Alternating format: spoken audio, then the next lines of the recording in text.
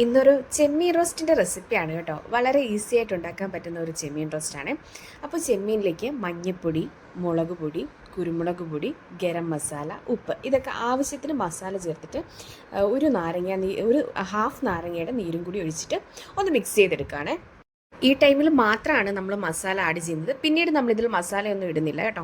അപ്പോൾ അതിനുശേഷം നമ്മൾ ഈ ചെമ്മീൻ ഒന്ന് ഫ്രൈ ചെയ്യാൻ വെക്കുക. പാനിലേക്ക് ഓയിൽ ഒഴിച്ചിട്ട് ഒന്ന് ഫ്രൈ ചെയ്യാൻ വെക്കുക. ഒരു ഷാലോ ഫ്രൈ ചെയ്തെടുത്താൽ മതിയേ.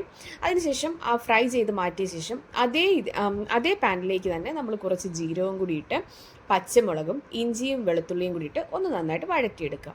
അതൊന്ന് വഴണ്ടി വരുമ്പോഴത്തേക്കും തേങ്ങാക്കൊത്തും കൂടി ഇട്ട് കൊടുത്തിട്ട് അതും ഒന്ന് ചെറുതായിട്ടൊന്ന് വഴറ്റിയെടുക്കുക. അതിനുശേഷം അതിലേക്ക് ഒനിയൻ എടുത്തിരിക്കുന്ന ഓരോ ഒനിയനും ഒരു 10-15 ചെറിയ ഉള്ളിയും കൂടെ കേട്ടോ എടുത്തിരിക്കുന്നത്. അതും കൂടി ഇട്ട് അതിനാവശ്യമായിട്ടുള്ള ഉപ്പും ചേർത്ത് നന്നായിട്ട് മിക്സ് ചെയ്ത് അതൊന്ന് വെന്ത് വരുന്നവരെ ഒന്ന് മൂടി വെക്കണം. അതൊന്ന് വെന്ത് വന്ന ശേഷം അതിലേക്ക് പിന്നീട് ഇട്ട് കൊടുക്കുന്നത് തക്കാളിയാണ്. തക്കാളിയും കൂടി ഇട്ട് കൊടുത്ത് തക്കാളിയും ഒന്ന് വെന്ത് വന്ന് കഴിയുമ്പോഴത്തേക്കും ചെറുതായിട്ട് ആ തക്കാളി ഒരുപാട് അങ്ങ് വെന്തുടയൊന്നും വേണ്ട, കുറച്ചൊന്ന് വെന്ത് വന്ന ശേഷം ഒന്ന് മൂടി വെച്ചൊന്ന് വേവിക്കാം. അതിനുശേഷം അതിലേക്ക് നമ്മൾ ഫ്രൈ ചെയ്ത് വെച്ചേക്കുന്ന ചെമ്മീനും കൂടി ഇട്ട് കൊടുക്കുക.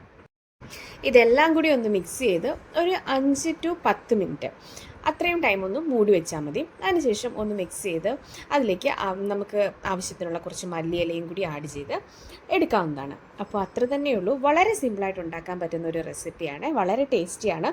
എല്ലാവരും ഒന്ന് ട്രൈ ചെയ്ത് നോക്കണം കേട്ടോ. നെക്സ്റ്റ് ടൈം ചെമ്മീൻ കിട്ടുമ്പോൾ ഈ റെസിപ്പി ഒന്ന് ട്രൈ ചെയ്ത് നോക്കേ.